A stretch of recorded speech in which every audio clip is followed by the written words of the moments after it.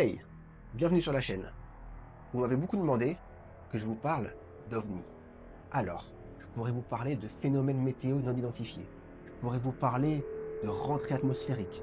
Je pourrais vous parler du Japon. Mais c'est clairement pas ça que vous voulez entendre.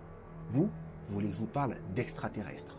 Et encore, si je vous parle de bactéries potentiellement présentes à la surface de Mars, ou alors sous les glaces d'Encelade ou Europe, c'est pas ça que vous voulez. Vous voulez que je vous parle de civilisations extraterrestres intelligentes. Ça vous intéresse. Vous voulez que je vous parle de complot mondial. Vous voulez savoir si ça existe, comme dans X-Files. Vous voulez savoir si E.T. nous a déjà rendu visite. Mais comment vous voulez que je le sache, moi? There's a starman waiting in the sky. He'd like to come and meet us, but he thinks Le Soleil n'est pas la première génération d'étoiles de l'univers. Il a fallu plusieurs générations d'étoiles pour que notre étoile naisse et que le système solaire se forme. La Terre et la Lune se sont formées il y a 4,5 milliards d'années. La vie est apparue dans les océans il y a entre 4 et 3,5 milliards d'années, on ne sait pas trop. C'est pas très précis tout ça.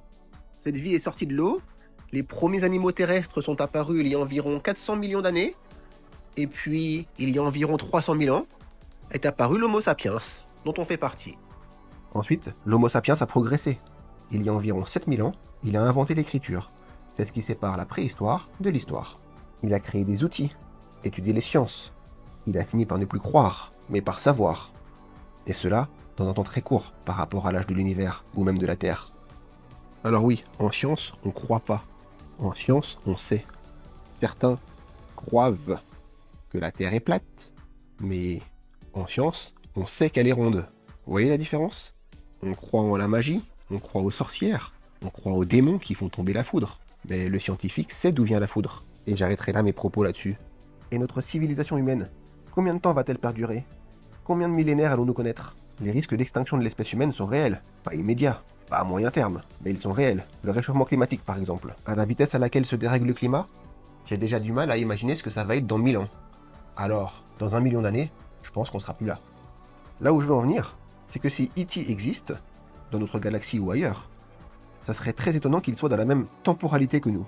Si les extraterrestres ont évolué avec les premières générations d'étoiles, alors ils ont largement pu passer dans le secteur avant même que le Soleil n'existe. Vous imaginez la chance inouïe qu'il faudrait pour qu'une civilisation extraterrestre intelligente existe? Qu'elle soit un petit peu en avance sur nous pour avoir le temps d'arriver jusqu'à nous, mais qu'elle n'ait pas disparu, et que nous, on n'ait pas disparu non plus. Le créneau est court. Pour que les deux civilisations existent en même temps, ça serait un coup de bol. Pour bien comprendre cette histoire de temporalité, j'aime beaucoup cette analogie. Si la Terre existait depuis 24 heures, la Terre aurait commencé à se former à minuit. La Lune aurait été créée à la 13e seconde. Vers 21 heures, la vie commence à apparaître dans les océans, puis à se développer sur Terre à 21h50. Les dinosaures arrivent à 22h53 pour disparaître à 23h39.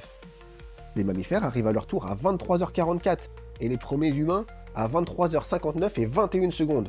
L'Homo sapiens apparaît lui à 23h59 et 59 secondes. Nous sommes à minuit. L'humain a 1 seconde sur la Terre. Et même si la civilisation extraterrestre en est à 2 heures de durée, il faudrait que ces 2 heures tombent pile poil sur notre seconde à nous. Ça serait un coup de peau phénoménal quand même, non? Vous en conviendrez. En tout cas, depuis 20 ans, tout le monde porte H24 un téléphone avec un appareil photo.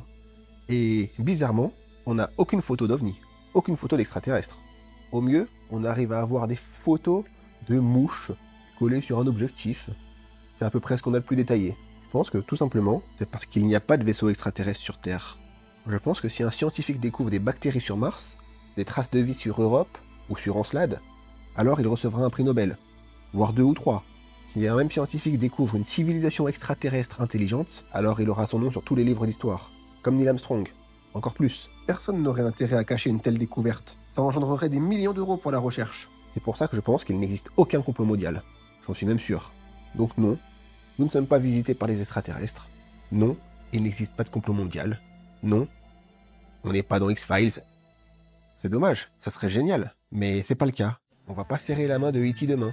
Rencontre du troisième type, c'est pas pour tout de suite, mais que cela ne vous empêche pas de rêver sous les étoiles, de prendre de la hauteur, et de penser différemment.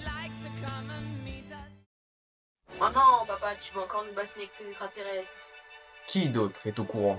Le SETI au Nouveau-Mexique a identifié le signal, mais Ils sont encore plus perplexes que nous, général.